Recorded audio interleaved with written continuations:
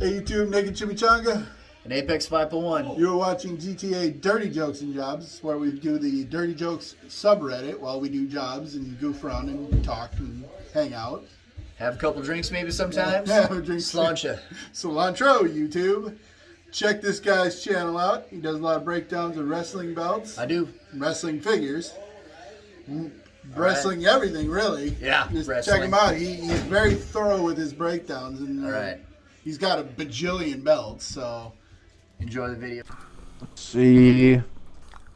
I ain't close to shit. Alright, I'm calling my car. And while that is on its way, let us absolutely wreck house this one. let me get out of it first. Okay. I guess. Don't you just love these family gatherings? Ah. No, Grandma, stay in your seat. I'll come over to you. I'm gonna say, come in here closer, son. Who knew you could fill all this stuff in such a tiny space? There you go. Do you mind if I come through the back door? There you go. I'm just taking out every window, every light while you read.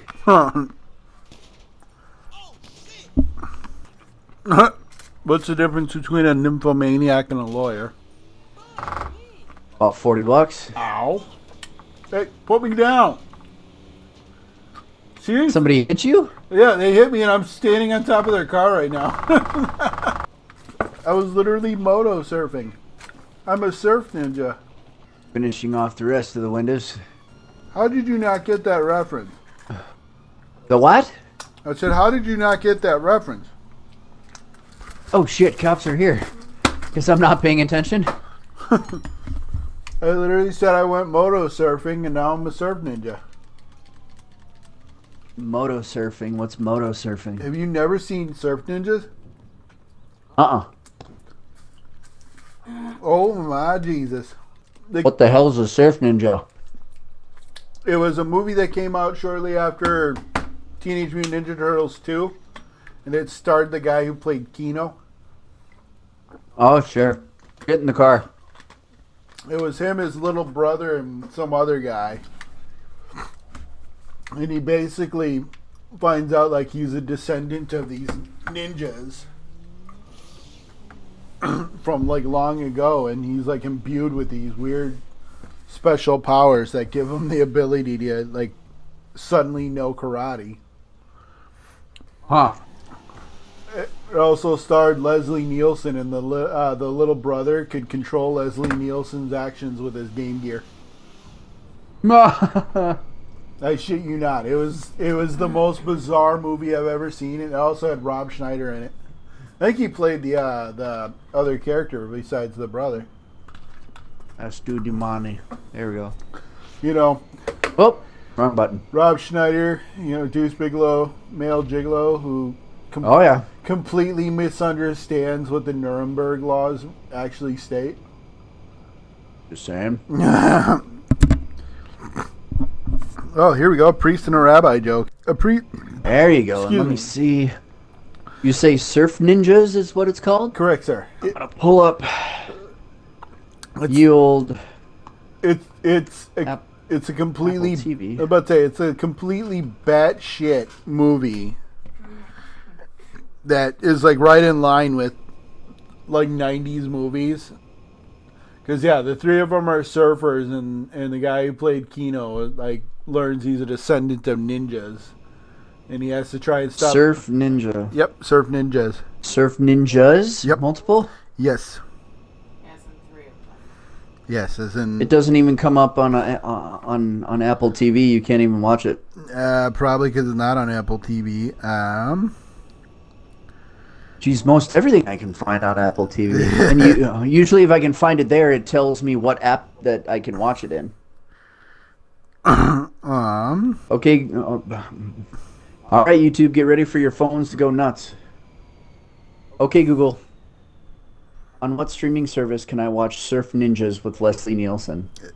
Looks like it's just Prime Video. Surf Ninjas is a 1993 movie directed by Neil Israel. Well, actually, Ernie Reyes, Bob Schneider. Rob Schneider. Prime Video. Yep. Although, if you do a search on Google for Surf Ninjas, there is you can, on YouTube, you can watch it for free on YouTube. Ooh, all right. Yeah, it it had a budget of $6.5 million and it made 4.9 back. Actually, not all that bad. No, You considering didn't make shit. I was about to say, considering it was a movie that really didn't have much going for it other than Ernie Reyes Jr. Sure. and Leslie Nielsen. Because, no one goes to see a movie because of fucking Rob Schneider. No. Uh-huh. Yeah, I guess Rob Schneider was going on a tear about trans women and men. Of course he was, because And they're just like, says the man that knew. What's she saying? I guess Rob Schneider was going on a tear about trans men and women basically being opposed to them. To which I said, yeah, of course he was, because he's an asshole. Yeah, but he's also in a movie called Hot Chick. Or he is a moron. Well, that's what, and Adrian actually correctly pointed something out, which was basically he was in a movie where he played a woman, or a man in a woman's body. Yep. So he, in retrospect, All right, get in. made one movie where he was trans for a day. But yeah, no, he's a completely fucking dumb shit idiot, and he tried to. I can't remember who it was, but it was it was a state senator somewhere. He called them and tried to have a conversation with them. And after she humored him for a second, she got off the phone with him and immediately posted on Twitter and just said, "I can't believe I wasted 20 minutes of my life talking to Deuce Bigelow, male gigolo." And the funny thing is it was John Oliver that was talking about it, and it pointed it out, and he just goes, "Now hold on. If anything, we shouldn't be blaming Deuce Bigelow for this one. He had nothing to do with it. It was the man that played him. Right? Deuce is innocent in all of this." Because he's like, I feel like I can comfortably say that Deuce Bigelow, male gigolo, is not an asshole like the guy who portrayed him. Yeah. Now I'm curious. So, I didn't tell you. Yes. I had some dude on Twitter threaten to dox me the other day. Did you blow him up? I did. Okay, well, there you go. Now we know for future reference, you can just kill him. Yep. Yeah, I figure I'd just try. If you, it, you get some guy on YouTube. What? not on YouTube, on Twitter. Oh, on Twitter. So what did he do? He tried to dox me. What does it dox you? What does that mean? He tried to use information that was given to figure out where I lived. Ah, sure. Yeah, it's Which other one is the next closest? Oh, you've got one already. Okay, I already got marked one. Yeah, to dox someone is to either use their information to figure out where they live or use their information to tell other people where they live. Okay. To then harm them. Yeah, and usually it's in a situation where harm is the intent. Sure. Because I defended people, school age kids, being able to decide if they're trans or not. Sure. Because I'm like, at that age, there's no surgery that's being done on them. So if they change their mind, okay. Right. Because Can you do me a favor and tell me whether the guy we're going after is on the left or the right? he is on the right. Here, I'll readjust. Got it. As long as I know which one, that's all I need. Yep, this one right here. But yeah, I was just like, they don't do surgery on anybody under 18 for obvious reasons. Right. So if they decide they don't want to, they don't want to be trans anymore, they don't feel like they're, the opposite gender anymore, they can, change their mind. Right. I was like, but I think it's incumbent on parents to nurture their children's curiosity. Right. It's like, it doesn't mean, full on take them to a seedy doctor and get their, their body cut up illegally. Right. But, if they come up to you and say, Mom, Dad, I might be, the opposite gender, then, you could just look at them and go, okay, well, I can help you figure that out. And Right. because it's like, the other thing is y'all keep talking about transgenderism like it's only sex. It's like, y'all need to get that out of your system real quick, because transgenderism isn't all sex. Right.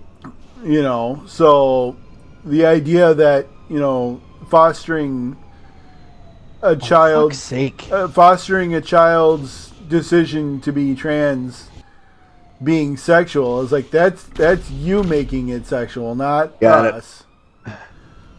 So it's like, ow. Oh, I was gonna. I don't know. I was gonna fly over it. I don't know that I could pick it up while I'm in the passenger seat. Howie, I'm on fire. Stop, drop, and roll. Get in. I'm working on it. I would have got there, but a car cut me off.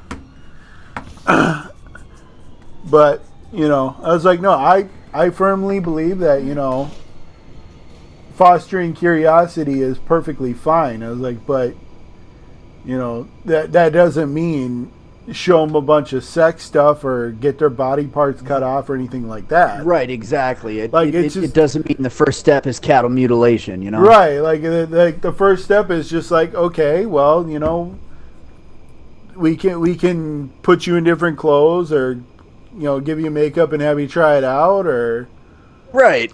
simple things like pick a name that I can call you and I'll call you that. I was like, but but I was like, there's no doctor, no legit doctor out there that will do any form of surgery on a child. Right. Because Right. No, nobody's gonna do reassignment on a 4-year-old. well, yeah, I was like, mostly because their body isn't done growing yet, so whatever they cut off is still going to grow in.